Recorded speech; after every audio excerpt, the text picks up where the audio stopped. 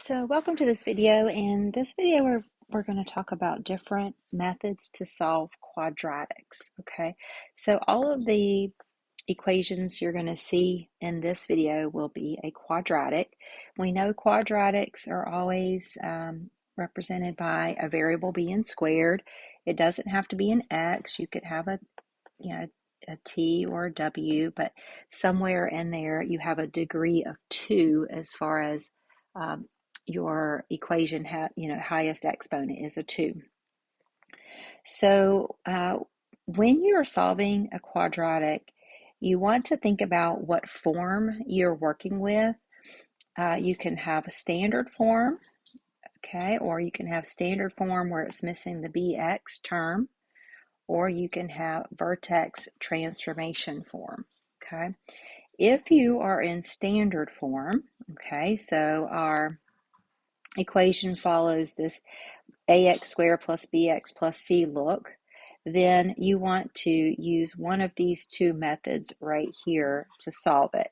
Factoring, if that's possible, and if that's not possible, then quadratic formula.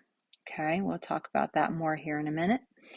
And if you have your standard form where the bx term is missing, then you're going to want to use your square roots. And if you have what we call vertex or transformation form, you're going to want to use your square roots. Okay, so let's talk through a few of these examples here.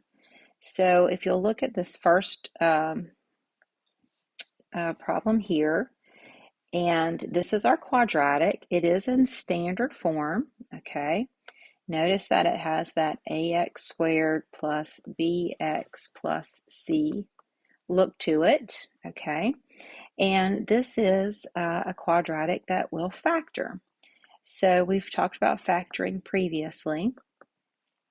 And so if you factor this, you can get it to factor if you set it up as 2x minus 1, x plus 13. And then we know that we can take each factor and set those equal to 0. And that will give us solutions to our equation. Okay, so we have two solutions. We have that x can be 1/2, or we have that x can be negative 13. And that would be using factoring.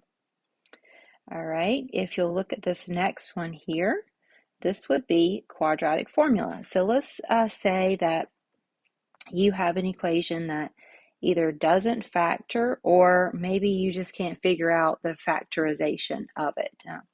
So what you can do is you can go to your quadratic formula, okay, and this is a formula that you want to memorize, and it's always negative b plus or minus the square root of b squared minus 4ac, and then all of that over 2a.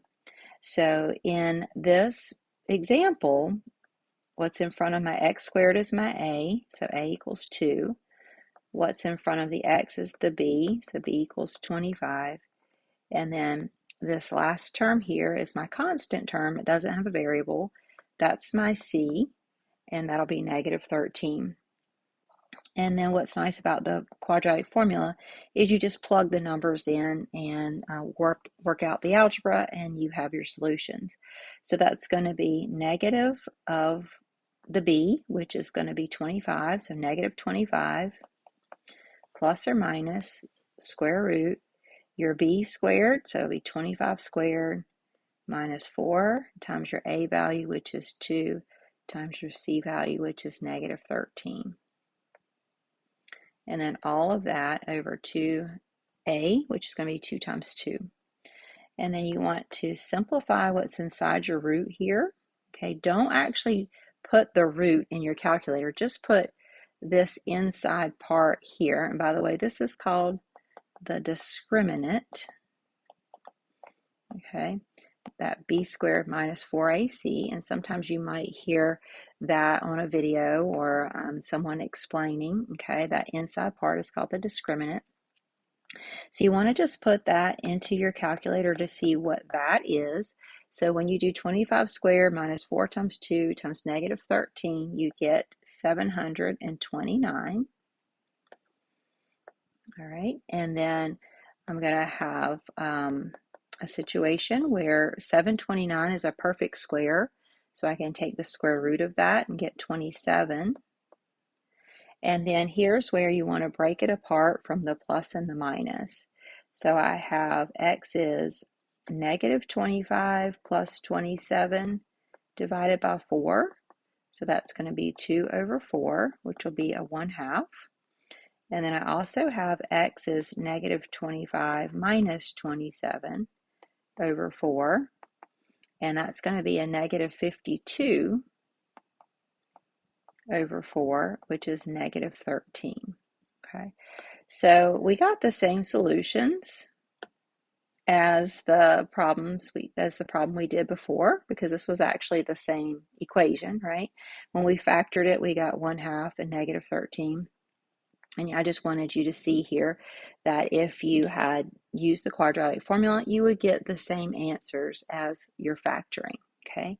So factoring, not all quadratics factor, okay? But if it does factor and you can figure out the factorization, that's a really great option to use. You can see it's very quick and streamlined. But if something doesn't factor or you can't figure out how to factor it, then you could use your quadratic formula and still get to some solutions. And we'll talk about more examples of quadratic formula as we keep going through the lesson. So if you have the missing bx, okay, so it's standard form, but it's missing that bx term. So ax squared plus bx plus c. Okay, it's missing this middle term here, okay? Then you want to use your square roots, okay? So square root, this is something that we've actually already studied, is we want to subtract our 5 over, and then we're going to divide both sides by negative 1. And then we're going to take the positive and negative square root of the other side. Okay, and so I actually get two solutions here. I get positive square root of 5 and I get negative square root of 5. And that would be my solutions for this quadratic. Okay, so instead of trying to do quadratic formula or, whatever else, your square root method is going to be the fastest. Just make sure you remember to do that positive negative root. Sometimes students forget that step and then they only get one solution rather than the two solutions.